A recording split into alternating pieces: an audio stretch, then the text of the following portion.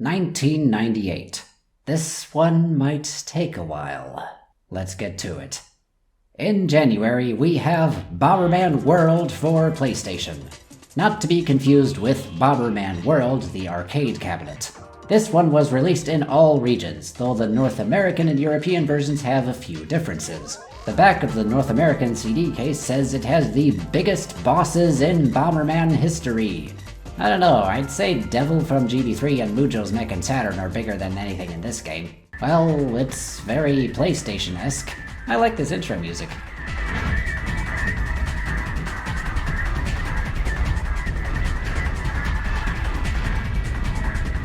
Our story is that a long time ago, the Dark Force bombers tried to turn the world into darkness, as you do. The North American version says this was in a Bomberman world far away, but Japan and Europe just have the world. Then our ancestors... Wait, does this connect to the real world again? Or is this the Bomber people telling us this? Our ancestors united and sealed the Dark Force bombers away in the blue crystal. But each of them is in a separate crystal. Why is this singular? And each has a different color, only one of them is blue. Hundreds of years later, or millions of years later if you're reading the European version, Bagura appears. That's Burglar in North America and Bugler 2Gs in Europe. North America says he mysteriously appeared, while Europe and Japan say he appeared from a different point in time and space. So is this the follow-up to the Time Warp in Super 4? Only like 1.5 other appearances. He destroys the crystals, recruits the Dark Force bombers, and takes over the 4 worlds. North America says he wants to take over the universe, while in the other versions it's unspecified. And so it's up to Bomberman to fight the Dark Force bombers and defeat Bagura. So, after Cyclone Bomber flashes her boobs at us, we see that Bomberman's spaceship is the same 2-seater from Super 3. But this game has no co-op, sadly. The worlds are based on the traditional 4 elements. We can tackle them in any order. Planet Forest looks like Earth, and we are back to our traditional grid-based 2D gameplay. Just with fancier 3D PlayStation graphics. Bomberman spoke sometimes in Saturn, but now feels the need to point out every single time he picks something up. Start! Fire! Special! Bomb up! Bomb up! What are you, a sheep? Bomb up! Notably, the North American and European versions have different voices for him. Start! Fire! Special! Mistake! Mistake, huh? Mistake! Yeah, that's shimata. It literally means mistake, but it's more something you say when something goes wrong, like dang it, or... No! Mechanics-wise, there isn't much here we haven't seen before. Moving platforms, stairs, all that normal stuff. A lot of these enemies are from Super 3, and in turn from Neotopia. Also, cows? In the levels we now collect crystals to open the exit. Earth Bomber is riding a mount. He demonstrates what it can do, and then leaves it. Wouldn't it be better to fight me with the mount? Oh well, we do get the mount as a reward for beating him. So the mounts in this game are based on the ones from the cancelled Virtual Bomberman. Cool to see them put to use. T-Bow looks similar to Keppo and can jump.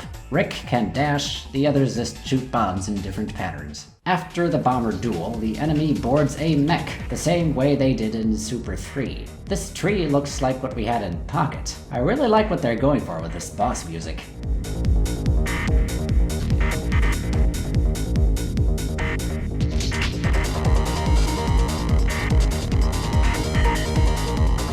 On Planet Wind, we face cyclones, stairs, the usual fare, and Cyclone Bomber who can teleport. I love her googly-eyed mech.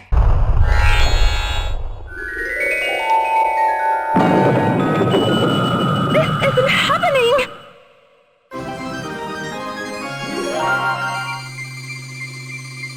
Wow, how many stock sounds can you fit into one scene? After resealing her, we move on to Planet Fire with switchable minecart tracks, volcanoes, Fire Bomber can, well, shoot flames. His mech is something we've seen in GB3, but it looked like they were moving on their own there, and now they're a mech. Planet Ocean is an ocean, and flames travel through these pipes, which is kinda cool. Also, watch out for this claw. Aqua Bomber's mech is a giant squid, similar to something in GB3. With the 4 Dark Force bombers defeated, we unlock Planet Black, or Black Star. It feels the need to have this science fiction-y woo woo sound playing the entire time, even during cutscenes.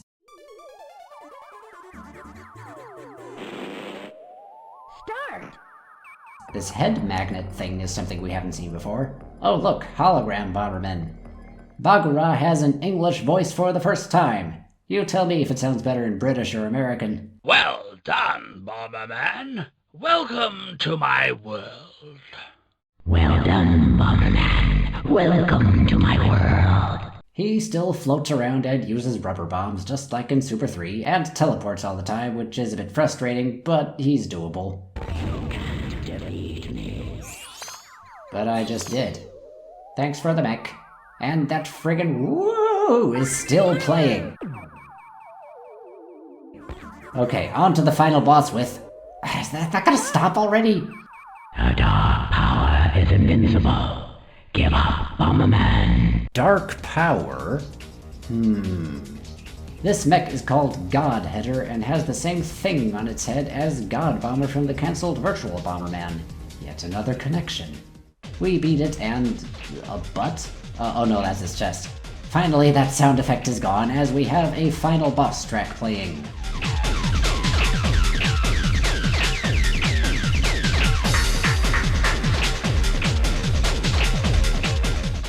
These side lasers are a bit tricky, but workable.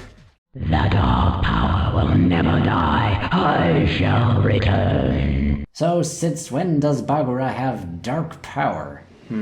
Either way, I don't doubt for a minute he'll be back. As Bomberman escapes in his two-seater, the planet explodes, thumbs up, just like in Super 3, and he returns home, where he is celebrated as a hero. Wait, if he returns to this planet and Earth was Planet Forest, are these two separate planets now? The credits roll. What was that? The end. There is a challenge mode, similar to what GB3 had and what was announced in Virtual Bomberman, and battle mode has a king sitting in the background. And the guy from Pocket at the end with the costume change.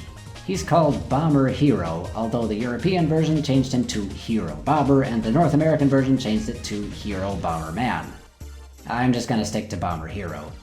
The guy in Pocket was called Hero in Japanese. Remember this. The king isn't playable, but we do have Bomber Bishop, Bomber Fairy, Bomber Ninja, Bomber Witch, and Bomber Merchant. They're sort of coming out of nowhere here, but it will all make sense soon, I promise. Our Victor minigame is this Spark Bomber game, and we have another remix of our battle mode music.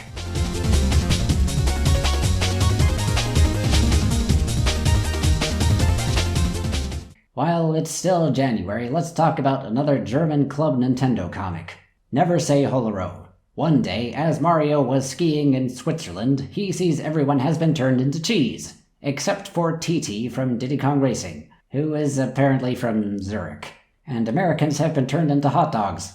They decide to go to Austria, where everyone has been turned into Mozartkugels, except for Bomberman, who is in fact from Vienna, but he was from Japan in Super 3. In Germany, everyone has been turned into cutlets and fries. Toad tells them this is the doing of an alien disguised as a singer called Heidi, who is singing Holero and turning everyone into food that is typical of their country. Except for our trio and Toad, who tells them to go to the Taj Mahal and then disappears. So they go to the Taj Mahal restaurant in Frankfurt, where Mago the Omniscient tells them TT can freeze time, Bomberman throws bombs, and Mario can turn toilet brushes into zippers. To be continued in Part 2. In Part 2, while eating food that turns against them, the girls they're eating with try to play the Holero song, but Bomberman stops them. Turns out they were aliens in disguise all along, so it's all good. They go to the old opera house in Frankfurt, where the aliens plan to eat all of humanity, and Toad gives them some secret agent gadgets. But they get captured by the aliens and trapped in the bathroom. Good thing Mario can turn toilet brushes into zippers, allowing them to escape. Turns out Heidi was Cthulhu all along. TT stops time, allowing the human-turned food to escape as Bomberman blows the place up. The people turn back to normal, but one UFO escapes. Heidi will return one day. So that's a thing that just happened. In April of '98, we have our next game, Bomberman Wars, released exclusively in Japan for the PlayStation and the Saturn. Haven't had a multi-plat release since the Panic Bomber games. In this one, you actually do kinda need to be able to read the text to play it decently, but luckily there is an English fan patch, so special thanks to these people for that. Our intro shows a whole bunch of new characters and those guys from World. We start the campaign and this lizard dude is about to step on some people, but Bomber Hero comes to the rescue, together with 4 friends. So this game is quite unlike other Bomberman games. It is turn-based and more along the lines of chess or Fire Emblem. We can move each of our characters on each turn. They can place bombs that explode after 5 turns, and we can trap enemies by placing bombs and standing in their way. With the lizard dude defeated, Bomber Hero and friends are celebrated as heroes. Hero becomes king and rules the kingdom for a long time until Dark Bomber appears, looking suspiciously like Bagura. He plans to take over the world with the Dark Force bombers, so the king assembles the Light Force bombers to seal away the Dark Force bombers and defeat Dark Bomber. So remember how at the end of Pocket, Hero had a costume change, and in World it said the Dark Force bombers were sealed in the crystal long ago? Well, Wars is that very same long ago. It is a midquel to Pocket and World. In Pocket, Hero gets the costume change. In Wars, he becomes the king and seals away the Dark Force bombers, and in World, the Dark Force bombers return. The release order was Pocket World Wars, but the story order is Pocket Wars World. If that doesn't make sense to you, don't worry about it, I don't get it either. So in Wars, Bomber Hero, the guy from Pocket, defeats the lizard dude in the tutorial section and becomes the ruler of Bomberland, Bomber King. Not this Bomber King, not King Bomber, and not the 4 Bomber Kings. This Bomber King. Our world map consists of 24 levels and the palace where we can save, check the tutorial, buy things from the merchant, who we also saw in World, and assemble our party. At the start we only have the 4 bombers we had in the tutorial, but Hero aged and became an old man, so how did these guys stay young? And we can unlock other bombers as we progress. Each character has a movement stat, a bomb placing range, and sometimes a special ability. Bomber Fighter, looking like Bomber Hero before the costume change, is well balanced. Bomber Witch is slow but can place bombs very far away. Bomber Thief is fast. Bomber Cleric can pray, which increases the countdown on a bomb. Bomber Archer can decrease the countdown on a bomb. Bomber Monk looks a lot like what we had in Saturn for the Master Mode and can knock other bombers forward. Bomber Giant can lift and place other bombers and bombs next to him. Bomber Fairy can fly over water and lava. Bomber Bishop can also pray just like Bomber Cleric, as can Bomber Paladin. Bomber Musashi can bring a bomb count down to 1. Bomber Ninja can jump over things, and Bomber Prince just generally has good stats. Lots of strategy possibilities. We sally forth and conquer the squares one by either defeating the enemy king or all of the other enemies on the stage. Bombs still explode in cross shapes, and you can also collect items to increase bomb range and capacity. You can get more money, use a remote control, and find 2 different alternate characters by collecting an egg. Bomber Dragon, not to be confused with Bomber Dragon from the Master Mode of Saturn Bomberman, and Bomber Cerberus. There's even Bomb Kick. Wait, the map in the background of the manual would have you believe this is all in ancient Greece and Anatolia. What's up with that? The overall situation can change every turn, so it's a lot more about planning ahead according to your and the enemy's speed, range, and abilities. Finding out where you can stand safe in messes like this one. I really love this. Why was this Japan exclusive? Eventually, we reach the 4 corners of the world map and fight the Dark Force bombers proper. The same characters as in World. They have some other special abilities. Cyclone Bomber in particular was a pain to deal with until she ended up killing herself. I'll take it. When defeating the last one, Dark Bomber appears.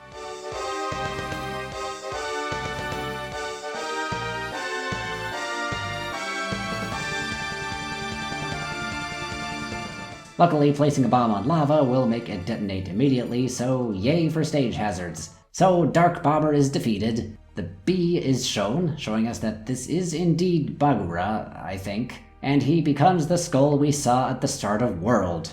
But in World he said he came from a different time. So did he come straight from Super 4, or did he go from Super 4 to Wars, was sealed away, and returned? The line about coming from a different time referring to him just coming from the past. Ah well. The credits roll, the end.